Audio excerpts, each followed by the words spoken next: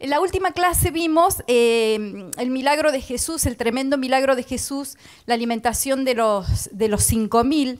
Y a partir de ahora, del versículo 22, recuerden que estamos en el capítulo 6, estamos en el capítulo 6, vamos a ver ahora a Jesús, el pan del cielo. Entonces aquí en estos versículos el apóstol Juan nos brinda un poco más de información de lo que sucedió después de este gran milagro que hizo Jesús, de la multiplicación de los panes y los peces, y la gente cómo estaba. O sea, la gente estaba impactada, estaba eufórica por el gran milagro que Jesús había hecho ese día. A partir de este verso 22, también vamos a leer acerca del discurso de Jesús cuando él habla que él es el pan del cielo. Entonces, después de ese gran acontecimiento, dice que la gente al día siguiente lo buscaba a Jesús por todas partes y no lo podían encontrar. Ellos sabían que Jesús no se había subido a la barca. Recuerden también que Jesús había mandado a sus discípulos que tomaran la barca y pasaran al otro lado del mar de Galilea, y fue la tormenta y Jesús se había ido, mientras Jesús se había ido a orar. Claro, y la gente había visto que Jesús no se había subido a la barca, entonces estaban desconcertados, la multitud que buscaba a Jesús. Entonces dice que esta gente vuelve a Capernaum y allí lo encontraron en la sinagoga. Y la gente le preguntó, ¿cuándo había llegado ahí? ¿En qué momento había aparecido en ese lugar? Y Jesús no responde allí en forma directa, sino que les dice lo siguiente, versículo 26. Ciertamente, le dice Jesús, les aseguro que ustedes me buscan no porque han visto señales, sino porque comieron pan hasta llenarse. Esas fueron las palabras de Jesús cuando se encontró con esta gente que le decía que le preguntaban a dónde habían estado, que ellos los estaban buscando. Y la verdad es que si buscaban a Jesús no era para acercarse más a Dios, sino que ellos lo buscaban a Jesús porque nunca habían visto un milagro de esa magnitud. Siempre Jesús o había libertado a un endemoniado, había sanado a un enfermo, pero nunca había hecho una multiplicación. O sea, les había dado comida, hablando claro. Nunca se habían alimentado. Entonces ellos veían que Jesús podía saciar todas sus necesidades. Pero ojo, Jesús ahí se refiere y los exhorta de alguna manera porque su real interés solamente eran los milagros y no el mensaje de Jesús. ¿Se entiende? O sea, ellos iban por los milagros que Jesús hacía, pero no por el mensaje de creer que Él es el Mesías, el Salvador que había venido a la tierra para morir en esa cruz y dar vida eterna. Entonces Jesús los exhorta, ahora vamos a leer el verso 27, a trabajar por otro tipo de comida, no por la comida que perece, sino por la comida que permanece.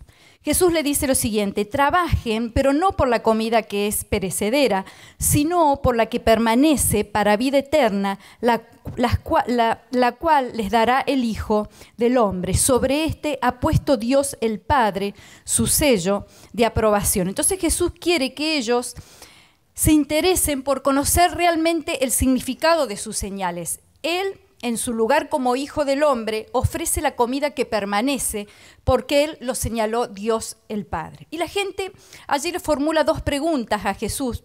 Primero le dice, ¿qué debemos hacer para poner en práctica la obra de Dios? Y la respuesta que le da Jesús es una respuesta que ellos no esperaban. Jesús le dice, deben creer en Jesús, pues el Padre lo ha enviado. Y la segunda pregunta que le hacen, dice, ¿qué señal pues haces tú para que veamos y te creamos? O sea, ¿qué obras haces? Le piden a Jesús que acredite allí su identidad de tal forma que logre crear fe en ellos. Y después ellos le dicen, nuestros padres comieron maná del cielo. Vamos al verso 31 y 32. Dice, nuestros antepasados comieron el maná en el desierto, como está escrito, pan del cielo les dio a comer.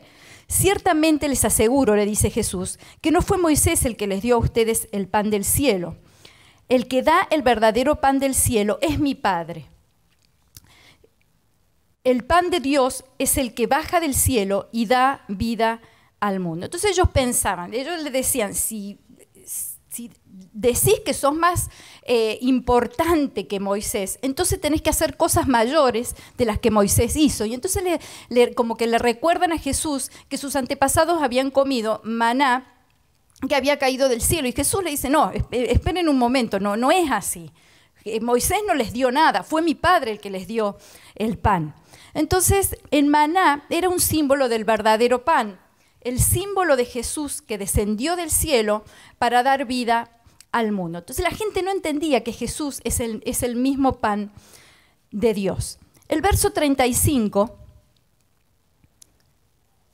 Jesús dice, yo soy el pan de vida, el que a mí viene nunca tendrá hambre y el que en mí cree no tendrá sed jamás.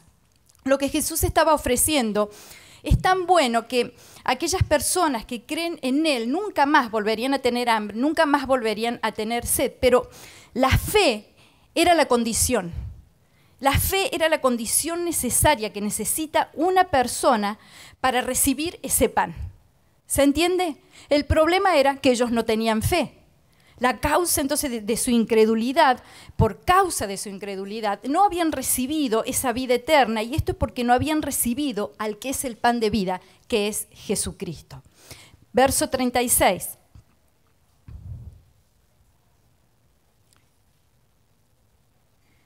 Pero como ya les dije, a pesar de que ustedes me han visto, no creen. Todo lo que el Padre me da vendrá a mí, y el que a mí viene no lo rechazo. 38, porque he bajado del cielo no para hacer mi voluntad, sino la del que me envió. Y esta es la voluntad del que me envió, que yo no pierda nada de lo que Él me ha dado, sino que lo resucite en el día final. El Señor acá no es culpable de esta carencia de fe que tenían estas personas. O sea, al contrario, el deseo de Jesús era salvar al mundo. Por eso Él había venido a esta tierra. O sea, todos los que iban a Él, ninguno iba a ser rechazado. Ahora el verso 40 dice, y esta es la voluntad del que me ha enviado, que todo aquel que ve al Hijo y cree en Él, tenga vida eterna, y yo lo resucitaré en el día final. Es decir, la voluntad del Padre es que todos crean en Jesús para obtener la vida eterna. Esas son palabras de Jesús. Llegamos al versículo 41. El punto 13, los judíos rechazan a Jesús. Claro, las personas no podían entender las palabras que Jesús les decía. Cuando Jesús les dice, yo soy el pan que bajó del cielo, ellos pensaban, ¿cómo podía decir Jesús que es del cielo si nosotros conocemos a sus padres? O sea, no conocemos a su papá y a su mamá. No es José el papá y no es María su madre. ¿Cómo dice que ha descendido del cielo? Eso pensaba la gente. Entonces Jesús les responde que es imposible conocerle tal como es si el Padre no obra en el corazón del hombre con su poder para traerlo hacia Jesús. El verso 44, versículo 44, dice Jesús, nadie puede venir a mí si no lo atrae el Padre que me envió, y yo lo resucitaré en el día final. O sea, solo el Padre influye en la decisión de venir a Cristo. O sea, nadie puede venir a Cristo o creer en Él sin la ayuda divina, porque el hombre está atrapado en su pecado, en su incredulidad, y si no es que Dios lo saca de allí, de ese estado, seguirán viviendo sin esperanza. El versículo 45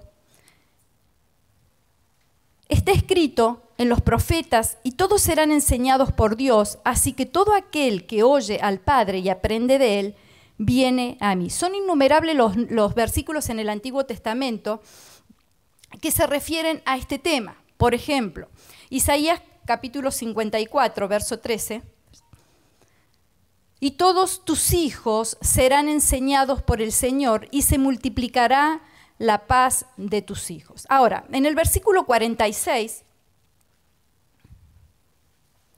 al Padre nadie lo ha visto, excepto el que viene de Dios, solo Él ha visto al Padre. Entonces Jesús en este versículo destaca la diferencia que hay entre su conocimiento del Padre y el conocimiento que tenían estas personas.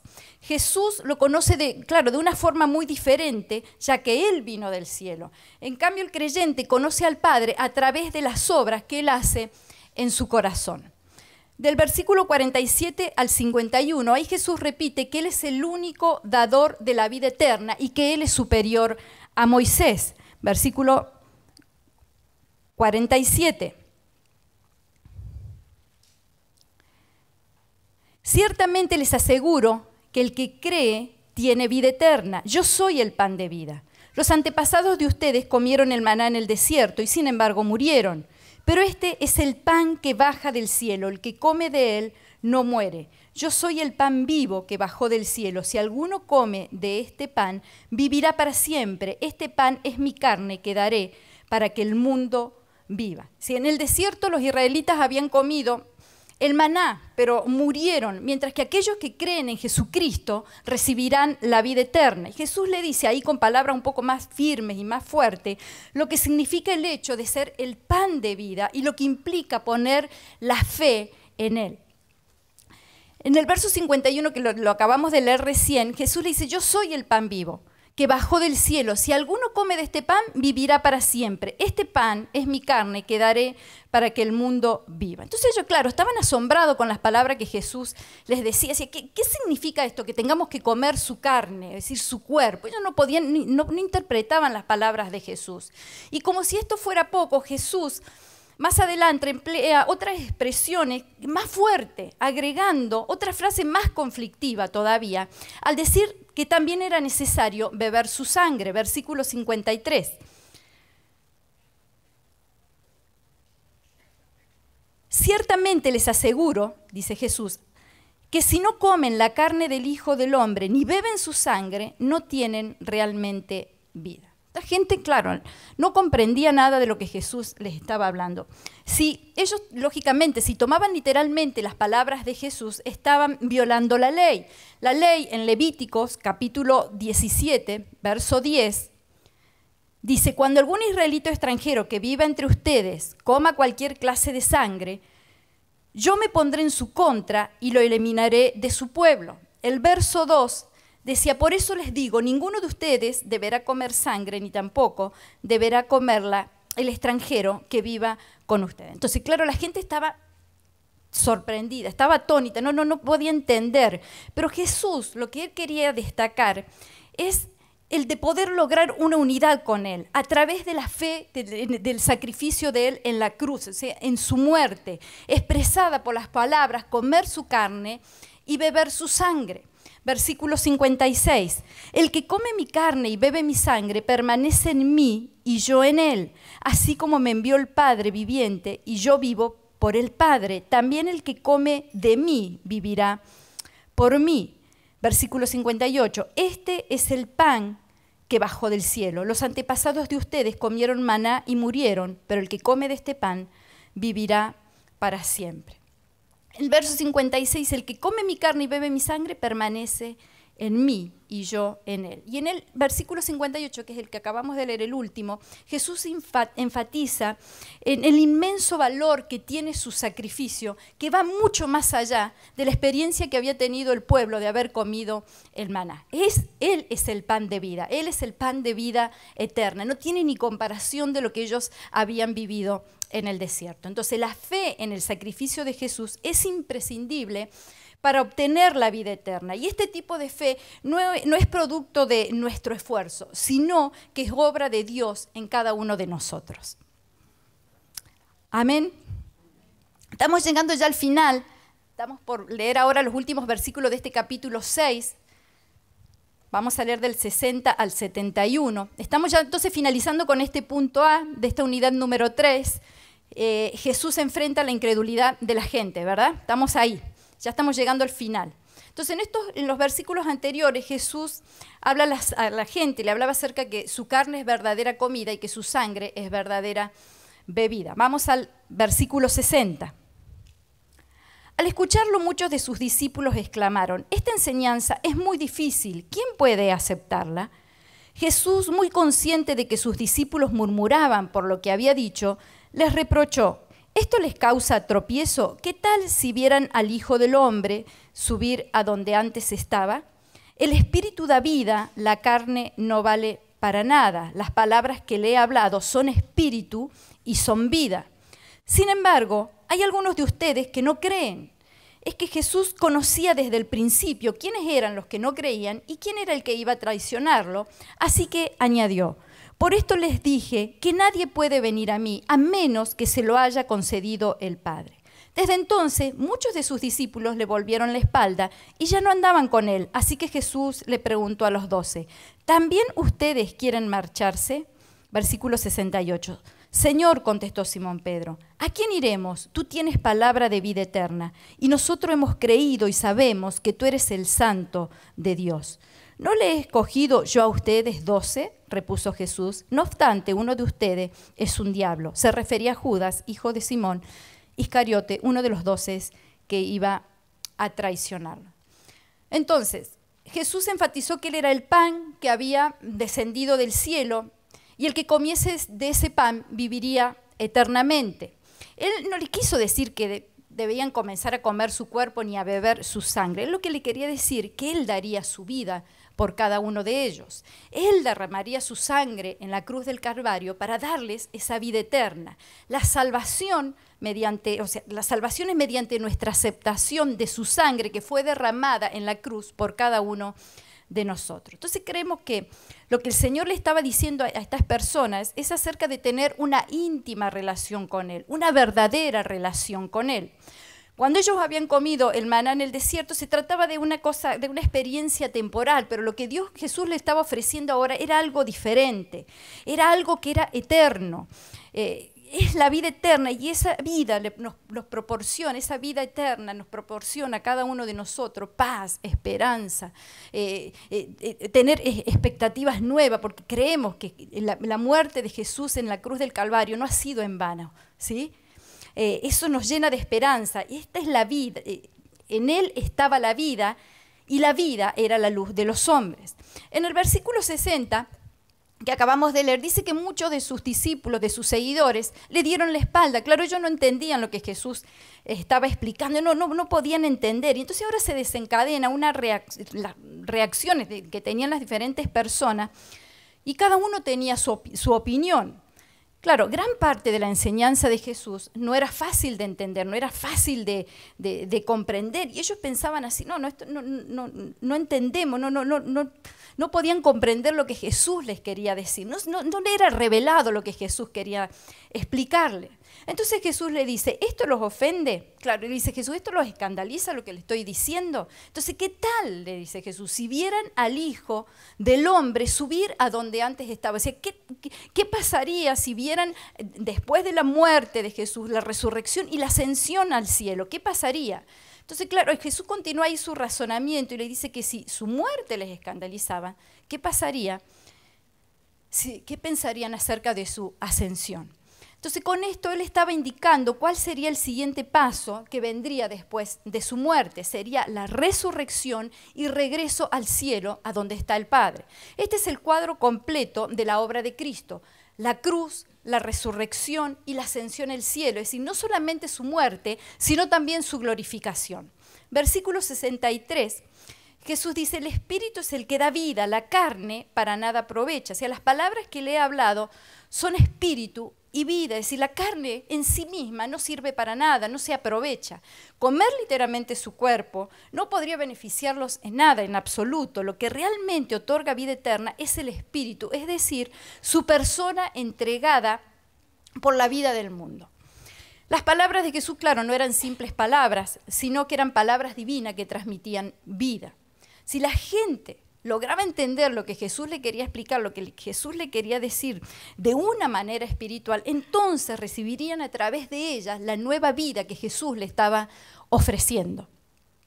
Pero no todos creen y aceptan lo que Él dice, pues por sí mismo, claro, no pueden creer, porque para hacerlo es necesaria la obra del Padre en el corazón de cada uno de ellos. Entonces muchos, ¿qué pasó? Se volvieron atrás y lo dejaron, porque claro, ellos querían que Jesús se adaptara a sus expectativas. Ellos no entendían el tipo de relación que Jesús quería tener con ellos. No entendieron, entonces lo dejaron, lo abandonaron y se fueron.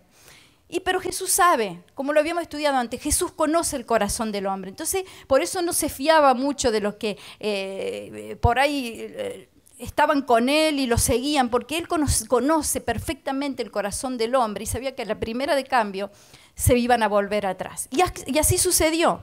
Entonces, ¿qué hace Jesús? Los mira a sus 12 discípulos que estaban allí con él y le ofrece lo mismo y le dice, ¿ustedes también quieren irse?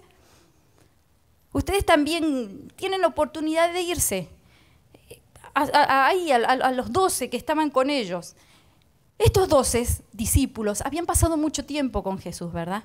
Habían compartido tantas cosas, lo habían hecho ver, habían visto tantos milagros que Jesús había hecho, habían escuchado todas sus enseñanzas, habían compartido con él. Y Jesús le hace esa pregunta: ¿también ustedes quieren marcharse? Ahora, Jesús le hace esta pregunta con la intención de arrancar en ellos una confesión de fe. Y ahí toma la palabra ¿quién? Pedro, el que más temperamento tenía. Yo digo, yo voy a responder, dijo Pedro.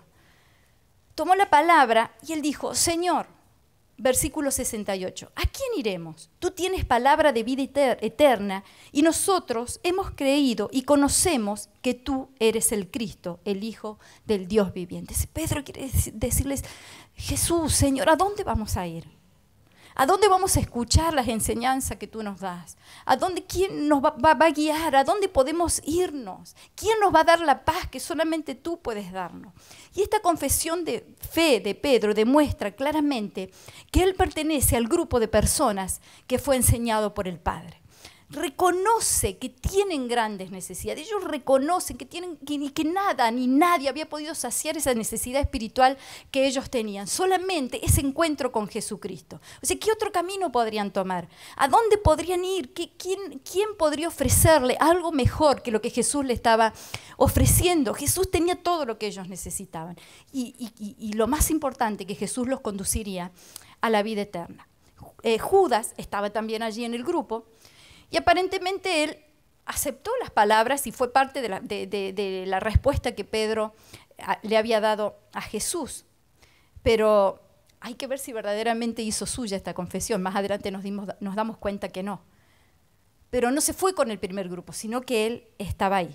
El versículo 70, Jesús dice: ¿no les he escogido yo a ustedes 12? No obstante, dice, uno de ustedes, diablo, y se refería a Judas, que luego lo iba a traicionar. ¿No los he escogido a ustedes 12? Ahí la palabra escogido en este versículo 70 se refiere, no se refiere a su salvación eterna, sino cuando los escogió para que fueran sus apóstoles. ¿Se entiende? Jesús sabía exactamente lo que iba a suceder. Jesús sabía... Él conocía perfectamente a las personas en su fe, en su incredulidad y en su rechazo. Pero le dice a sus discípulos, a sus 12, ¿no los he escogido yo a ustedes? O sea, no para la vida eterna, sino los he escogido para que sean parte mía, que sean parte de mis apóstoles, para que me acompañen.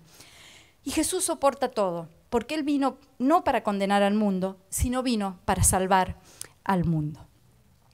Amén. Ahí terminamos este punto A. Jesús se enfrenta a la incredulidad de la gente y vamos a entrar al punto B de esta unidad número 3. Ahora vamos a entrar, Jesús se enfrenta a los líderes religiosos. Esto va desde el capítulo 7 hasta el capítulo 10. Vamos al versículo 1 del capítulo 7. Algún tiempo después, Jesús andaba por Galilea, no tenía ningún interés en ir a Judea porque allí los judíos buscaban la oportunidad para matarlo.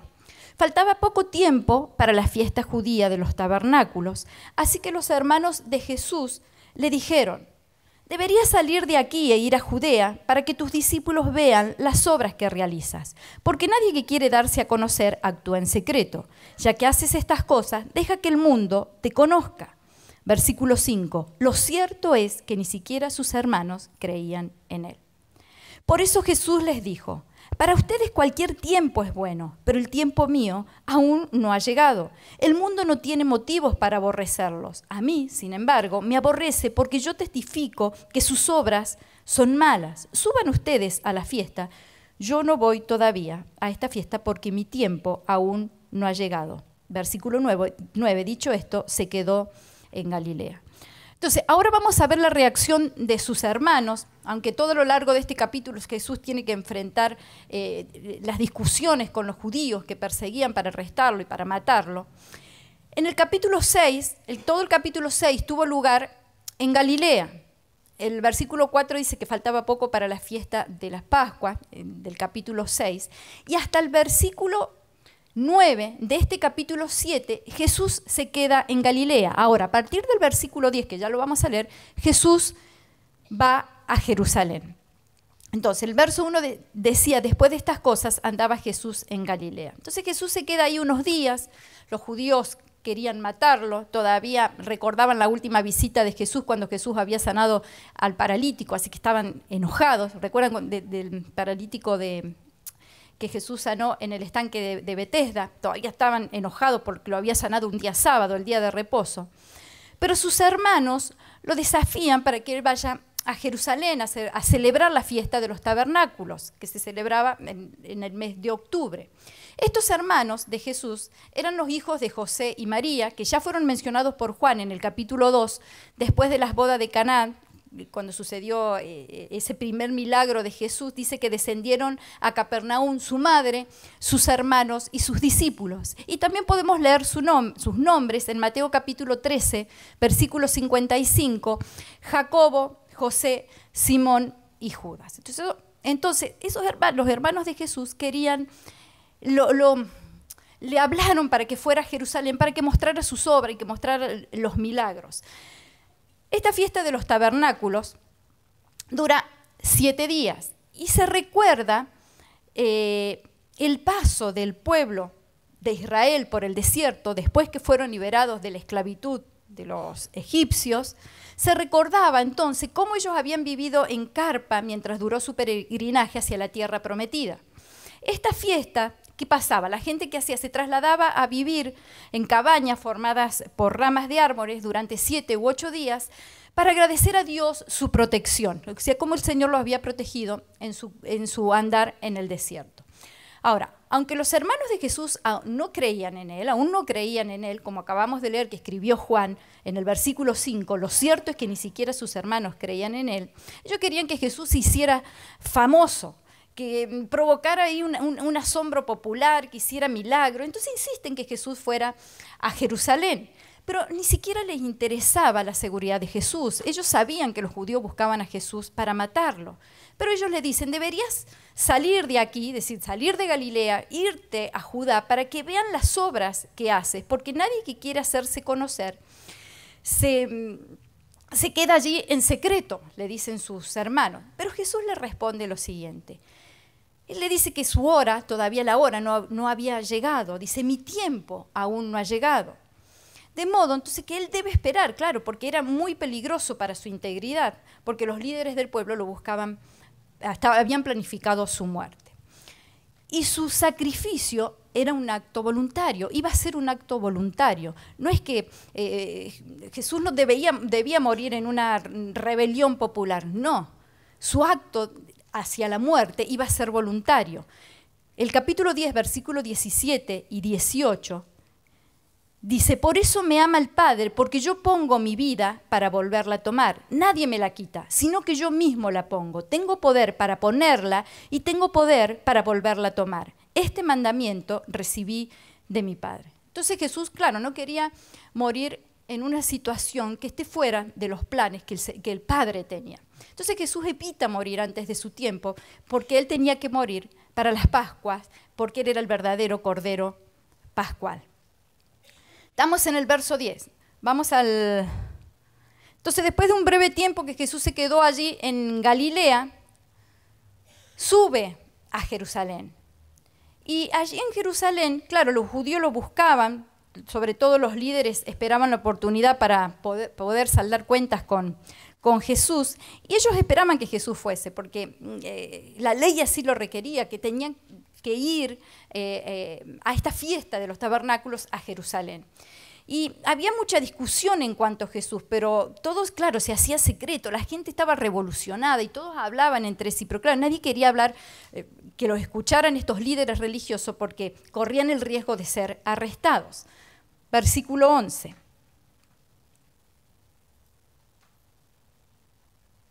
Vamos al 10 primero. Sin embargo, después de que sus hermanos se fueron a la fiesta, fue también él, no públicamente, sino en secreto. Por eso las autoridades judías lo buscaban durante la fiesta y decían, ¿dónde se habrá metido? Entre la multitud corrían muchos rumores acerca de él. Unos decían es una buena persona, otros alegaban no, lo que pasa es que engaña a la gente. Sin embargo, por temor a los judíos, nadie hablaba abiertamente. Claro, no todos tenían la misma opinión. Algunos decían, no, sí, es bueno, lo consideraban bueno porque por los milagros que Jesús hacía, pero otros opinaban que Jesús era un falso profeta. El verso 14 dice que de pronto, a la mitad de la fiesta, Jesús subió hacia el templo y enseñaba allí. Es decir, de pronto, en la mitad de la fiesta de los tabernáculos, Jesús va al templo. Esto sería aproximadamente el cuarto día de la fiesta. Y empezó a hablar Jesús allí. Y los que estaban escuchando, los judíos, estaban sorprendidos por las enseñanzas de Jesús. Y ellos decían, ¿cómo puede hablar de esta manera si nunca fue a ninguna escuela rabínica? ¿Cómo puede enseñar? O sea, admiraban lo que Jesús decía.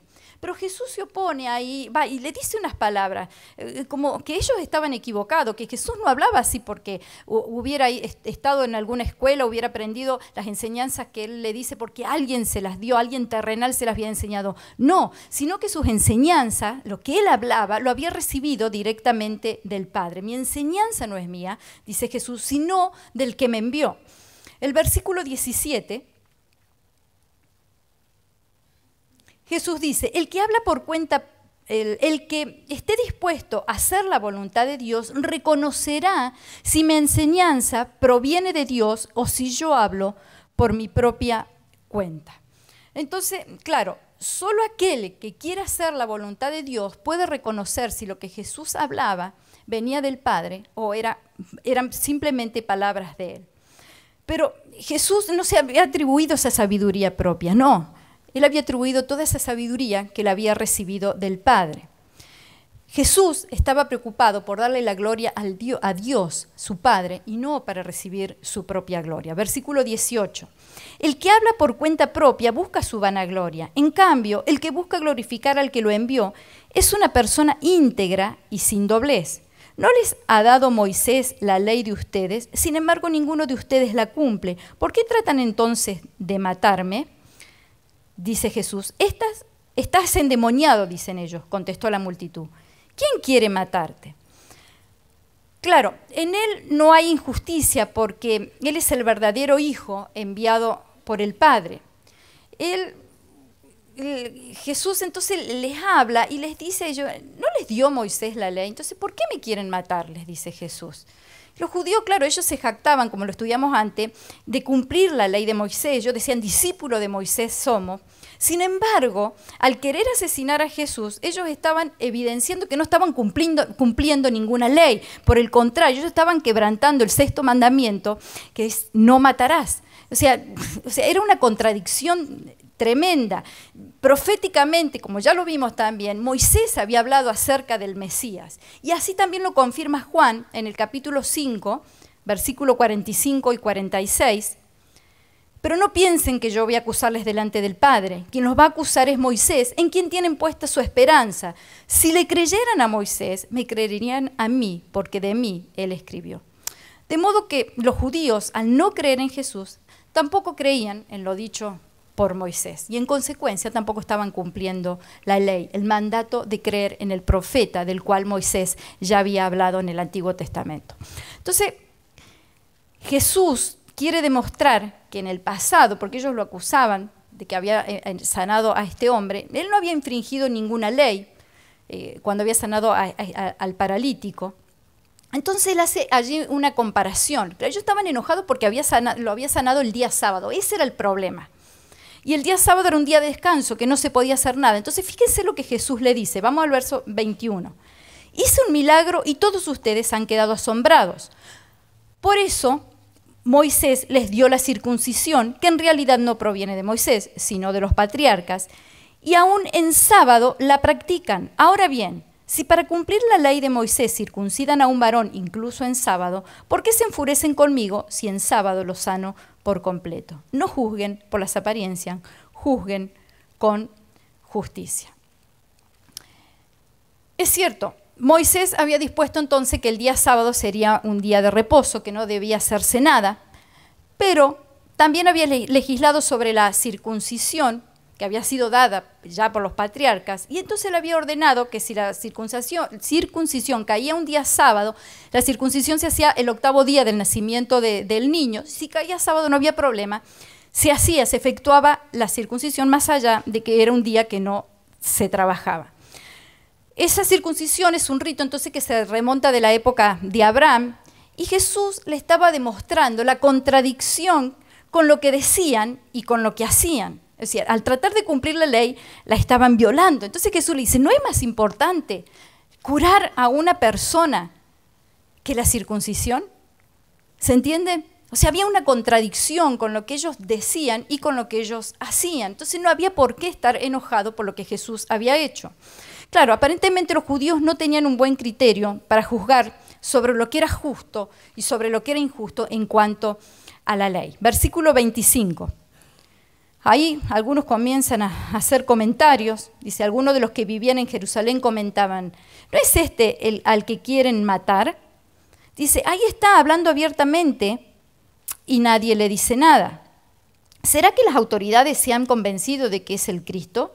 Nosotros sabemos de dónde viene este hombre, pero cuando venga el Cristo nadie sabrá su procedencia. Por eso Jesús, que seguía enseñando en el templo, exclamó, ¿con que ustedes me conocen y saben de dónde vengo? No he venido por mi propia cuenta, sino que me envió uno que es digno de confianza. Ustedes no lo conocen, pero yo sí lo conozco porque vengo de parte suya y él mismo me ha enviado. Entonces quisieron arrestarlo, pero nadie le echó mano porque aún no había llegado su hora. Con todo, muchos de entre la multitud creyeron en él y decían, cuando venga el Cristo, ¿acaso va a hacer más señales que este hombre?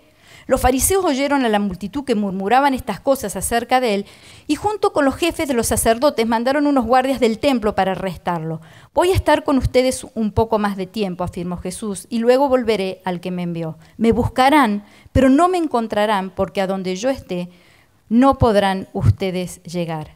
¿Y este a dónde piensa irse que no podamos encontrarlo? Comentaban entre sí los judíos. ¿Será que piensa ir a nuestra gente dispersa entre las naciones para enseñar a los griegos?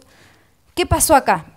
Empezaron a haber comentarios, algunos habitantes allí de Jerusalén se asombraban de la forma con que Jesús estaba hablando abiertamente y entonces, claro, le reprochaban a los sacerdotes, decían, ¿cómo? ¿No es este que quieren matar? ¿Y por qué lo dejan hablar así tan abiertamente? ¿O acaso creen también que es el Mesías?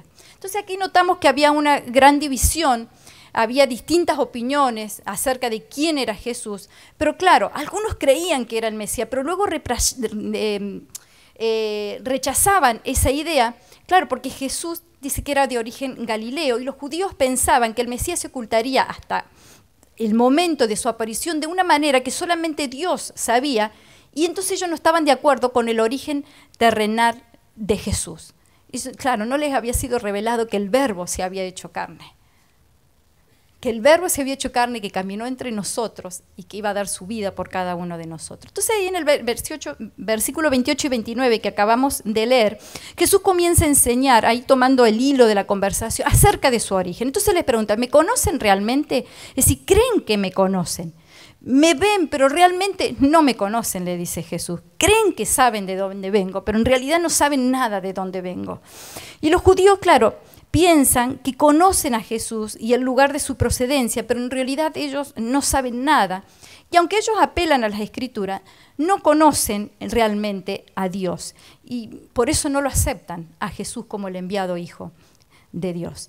Jesús viene de Dios y debido a su origen divino es que tiene autoridad. Entonces en el versículo 30 y 34 leímos que querían arrestar a Jesús solo por las palabras que él decía. Lo único que deseaban estos líderes era agarrarlo, matarlo. O sea, no aceptaban la autoridad celestial de Jesús. Entonces, los fariseos y los principales sacerdotes consideraban que esto se iba a poner peor y que iba a haber una situación peligrosa. Entonces envían a los policías o del templo o a los guardias del templo para que vayan a arrestar a Jesús. Pero mientras esto sucede, Jesús sigue enseñando sin ser perturbado. La gente lo escuchaba diciendo que después él volvería a quien lo había enviado y entonces la gente lo iba a buscar, pero ya iba a ser demasiado tarde, que no lo iban a encontrar. Dice, voy a estar un poco más de tiempo con ustedes, pero luego volveré al que me envió. Entonces, con estas palabras, Jesús habla acerca de su regreso al Padre, donde sus enemigos no lo iban a alcanzar. Entonces Jesús le dijo, que no lo detendría hasta que llegara el momento apropiado, y le habla de su resurrección y de su ascensión. Me buscarán, dice Jesús, pero no me van a encontrar. Ahí las palabras buscar y no encontrar suenan como una amenaza de juicio. Amós, en el capítulo 8, el profeta Amós, en el capítulo 8, versículo 12, dijo: la gente vagará sin rumbo de mar a mar, andarán errantes del norte al este buscando la palabra del Señor, pero no la encontrarán. También el profeta Oseas dijo en el capítulo 5, verso 6, con sus ovejas y sus vacas irán a buscar al Señor, pero no lo encontrarán porque Él se ha apartado de ellos. Es decir, Jesús dice: a donde yo iré, ellos no podrán llegar. Claro, Jesús le estaba diciendo que ya sería demasiado tarde, que se tenían la oportunidad ahora de aceptarlo a Él como el Mesías, porque luego que Él ascendiera al cielo ya iba a ser demasiado tarde. El versículo 37, en el último día, el más solemne de la fiesta, Jesús se puso de pie y exclamó: si alguno tiene sed, que venga a mí y beba. De aquel que cree en mí, como dice la Escritura, brotarán ríos de agua viva. Con esto se refería al Espíritu que habría de recibir más tarde los que creyeran en Él. Hasta ese momento el Espíritu no había sido dado porque Jesús no había sido glorificado. Entonces, en estos versículos ya nos trasladamos al octavo día, al último día de la fiesta de los tabernáculos. En este día, el sacerdote sacaba agua con un jarro del estanque de Siloé. Además tomaba vino del sacrificio y lo derramaba sobre el altar, como un recuerdo de Éxodo capítulo 17, versículo 6, cuando Moisés golpea la roca y empezó a brotar agua para que el pueblo bebiera. Entonces, este ritual se escondía una petición por lluvia, y se recitaba Isaías capítulo 12, versículo 3, sacaréis con gozo agua de las fuentes de salvación. Y aunque, miren, aunque ellos recitaban esta frase, esa sed que ellos tenían en el alma, en el espíritu, nunca podía ser saciada. Es como lo que le pasó a la mujer en el pozo, el encuentro que tuvo Jesús con la mujer samaritana, que Jesús le dijo: mas el que bebiere del agua que yo le daré no tendrá sed jamás, sino que el agua que yo le daré será una fuente de agua que salte para vida eterna. Ese era el agua que ellos necesitaban.